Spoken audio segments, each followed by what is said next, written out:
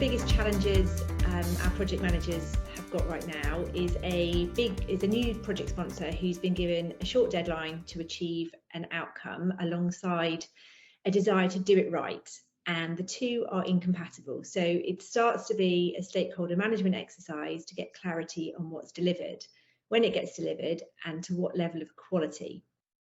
Any advice on that?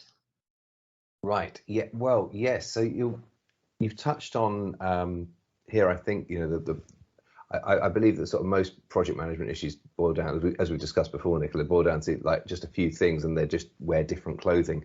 And this is, to me, a time, cost, and quality issue. So at the centre of project management, you're constantly trying to balance time, cost, and quality. How your schedule's going against how your costs are performing against the level of quality or the amount of scope you're trying to deliver. And this is exactly that. So if I heard correctly, the sponsor's been given a short deadline and been told that it must be at a certain level of quality.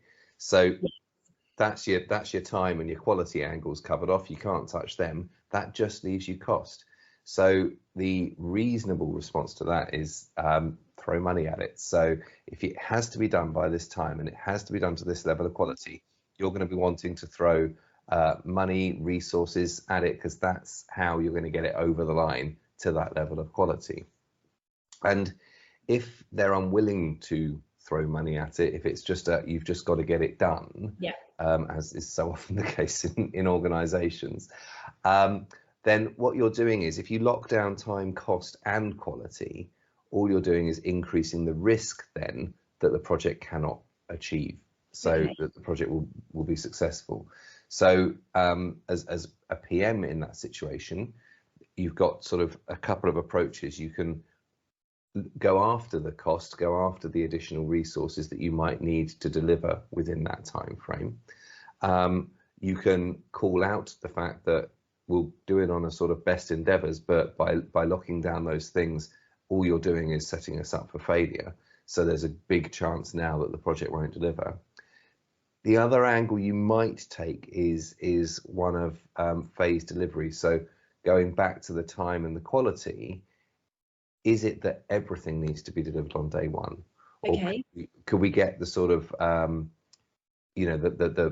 big win out on day one and then have some other stuff follow a few weeks later?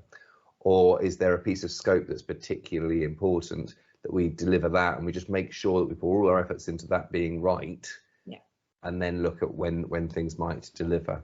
So you've still got a little bit of leeway to play even within the boundaries of time, cost, and quality. But the issue that you've described there, I think, is at its core, Nick, one of balancing time, cost, and quality. Definitely. I think it's very commendable the sponsor wants to do things right and wants to deliver on time. And often we don't even get that much right, but it's a bit of a juggle.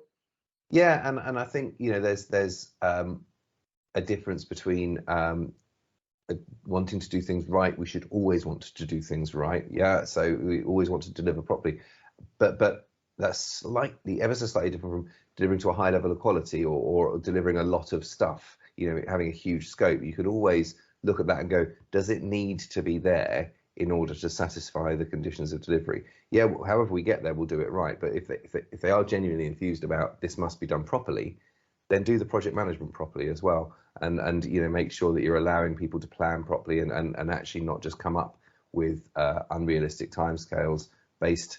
I'm not saying it is an arbitrary deadline, but that's another thing that's worth challenging. Is there a reason it absolutely has to be delivered here, or is that a deadline that someone's picked because they've had a conversation with someone else, or actually they just want to put some pressure on the delivery?